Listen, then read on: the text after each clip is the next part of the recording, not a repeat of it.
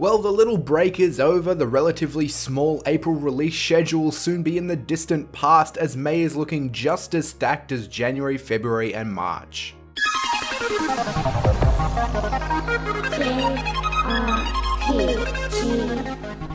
I have noticed a little confusion in the last couple of episodes as to why I include games that aren't JRPGs sometimes, and that's because I don't only cover JRPGs. There is enough crossover with JRPG fans that most Japanese gaming releases in general are of interest, or should be of interest to everyone watching.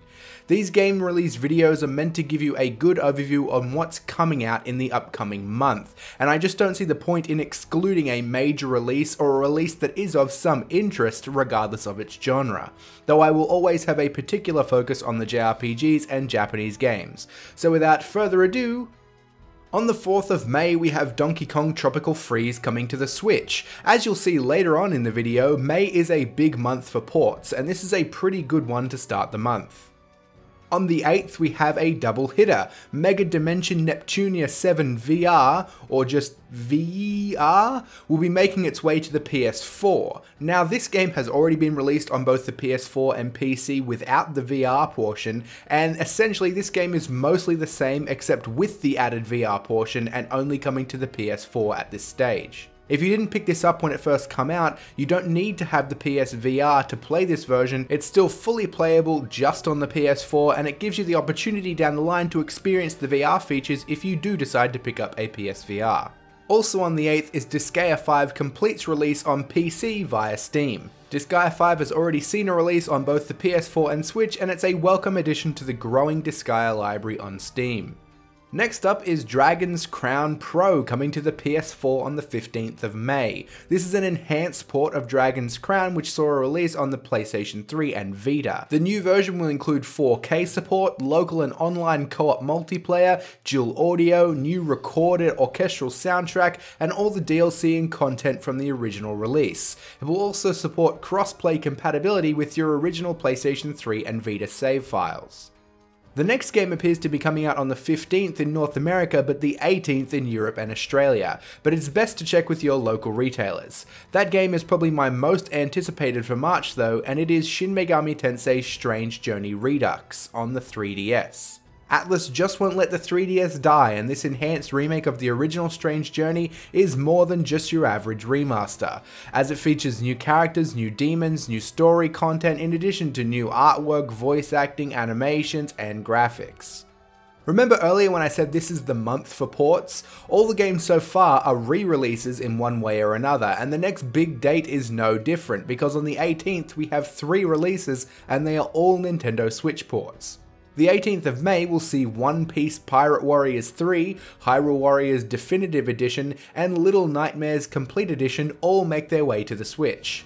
One Piece Pirate Warriors has seen a million releases at this point, and so has Hyrule Warriors. You all know what these games are, but of particular interest is the wonderful little platformer Little Nightmares. I really enjoyed it for what it was on the PS4, and I urge you to pick it up on the Switch if you haven't already played it. Look out everyone, it's finally time for a couple of brand new games.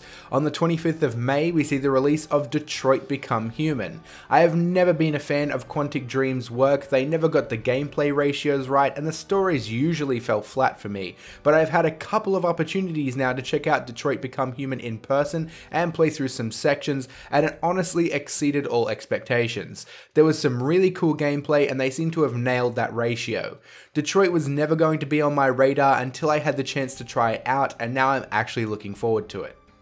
Also on the 25th is a Vita exclusive, and once again, yeah, Vita exclusives are still a thing. Just as Atlus won't let the 3DS die, Axis doesn't seem to want the Vita to die. Seven Scarlet is an otome visual novel. There really have been a lot of these releases in the last few years and they all seem to do pretty well. This one involves occult clubs, childhood friends, and of course plenty of boys to romance. And let's not forget yet another port making its way to the PS4 and Xbox One on the 25th, and that would be Dark Souls Remastered. The unfortunate news is that the Switch version was delayed until sometime in the summer, which was the real draw for this remake. We all want to play Dark Souls on the go. And finally, right at the death, we have Harvest Moon Light of Hope coming to the PS4 and Switch on the 29th. Harvest Moon in recent years has been a little hit and miss, but they always provide a good bit of relaxing fun for me personally. And also on the 29th is the Sega Mega Drive Classics Collection coming to the PS4 and Xbox One. There are over 50 games in this collection and plenty of them cater to JRPG fans. It will be a great way to experience a large chunk of the Phantasy Star series as well as Shining Force 1 and 2.